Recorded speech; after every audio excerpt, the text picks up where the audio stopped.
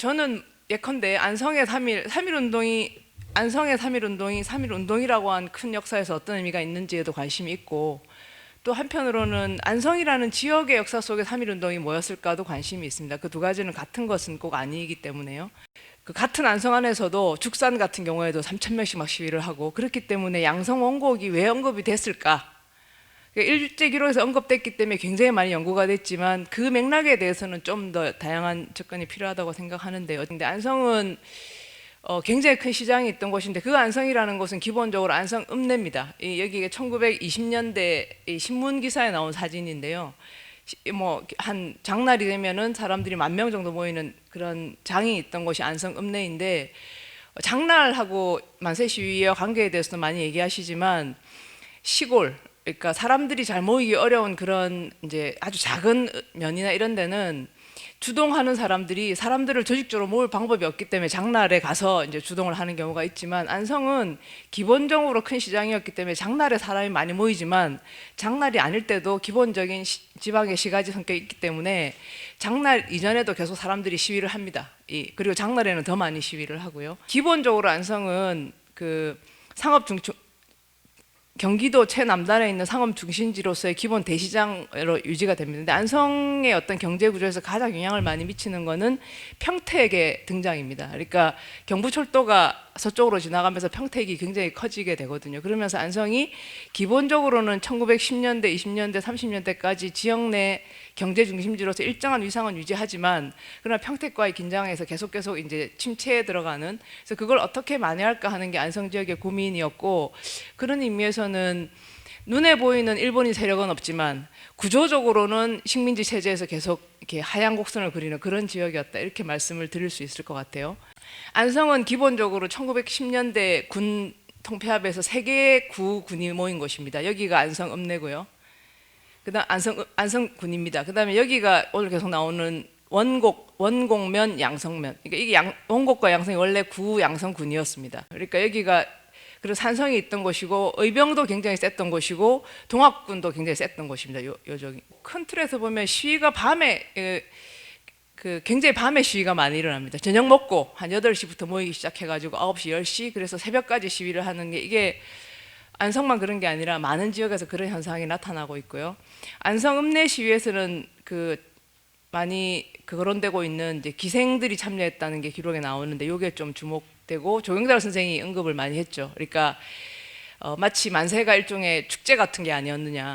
안성 읍내 같은 경우에는 그 시장에 나왔던 사람들, 시장 근처에 있던 상인들이 주도를 하고, 체포된 사람들 직업을 보면은 가장 정말 다양합니다. 뭐 생선장수, 주먹집, 자전거 수선업자, 망건상, 미곡상, 신발장수, 날품팔이, 담뱃대 직공, 고용인, 머슴. 그러니까 안성 읍내에 올 것 같은 사람들이 다 시위에 참여하고 있는 것이고, 물론 농민도 있고요. 어쨌든 사람들을 동원하는 방식 또는 사람들이 기동하는 방식에는 지속되는 어떤 전통이라는 게 분명히 있었고 상당히 힘있게 작용했다고 생각을 하고요. 그 다음에 죽산이나 안성이나 또는 그 원곡 양성에서 보이듯이 만세 시위를 불렀다, 독립만세를 불렀다라고 우리가 일반적으로 얘기하지만, 그 안에 만세를 같이 부른 사람들 안에 연대의 어떤 내용이라는 게 굉장히 다원적이었다, 이런 얘기를 할 수 있을 것 같습니다. 그 안성의 만세운동 같은 경우에는 3.1운동 당시에 만세운동의 일반적인 특징을 공유하면서도 뚜렷한 엘리트 주도층이 확인되지 않는 게 특징입니다. 독립만세라고 부르고 만세를 부르지만 그것이 일종의 기표라고 한다면 그 표 안에 담겨있는 내용은 굉장히 좀 다원적이다, 저는 그렇게 기본적으로는 생각하는데, 그러나 그 다원성이 독립이라든지 만세라고 하는 걸로 수렴되었다는 것 자체가 굉장히 큰 의미가 있는 거죠. 사실은 자기가 갖고 있는 어떤 종류의 불만이나 열정을 그런 독립만세라고 하는 걸로 교차시키고 수렴시킬 수 있었다는 게 지역사회에서 가진 의미는 굉장히 컸다고 생각이 됩니다. 이상입니다. 발표자가 안성 지역의 그 만세 시위의 특징으로 서술한 지속되는 전통이 안성 지역만의 특징인가? 제가 보기에는 이제 그런 겁니다. 1914년 행정구역 통폐합을 통해 갖고 만들어진 군 같은 경우는 그 생활권 문제, 역사성 문제 이런 게 상이하기 때문에 행정구역을 통폐합시킨다고 해서 사실 뭐 그 교류라거나 어떤 여러 가지 부분들이 바로 되는 건 아니죠.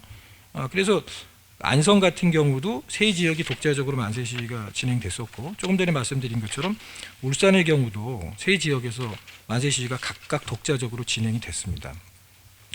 뭐 좀 더 많은 사례들을 갖다 확인해야 되겠지만 1919년이라는 시점에서 이제 허 선생님이 얘기하신 이 그대로 따온 겁니다. 지역 공동체의 동질적 유대와 공속감에 기초하는 지속되는 전통. 이 부분은 오히려 그 일반적인 특징 아닐까? 그 만세 시위에.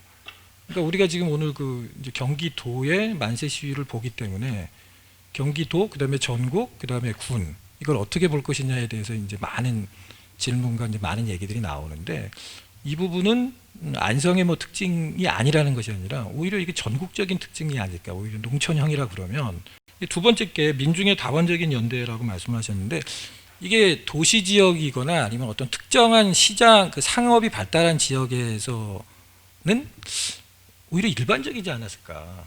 지금 이제 뭐 머슴까지 해갖고 다양한 이제 직종들을 이렇게 해놓으셨는데 다른 지역도 만세 시위에 잡힌 사람들 보면 이렇게 뭐 장이 좀 이렇게 활성화된 지역에서 만세 시위가 됐다 그러면 농민뿐만 아니라 다양한 그 직업을 갖고 있는 사람들을 볼 수가 있거든요.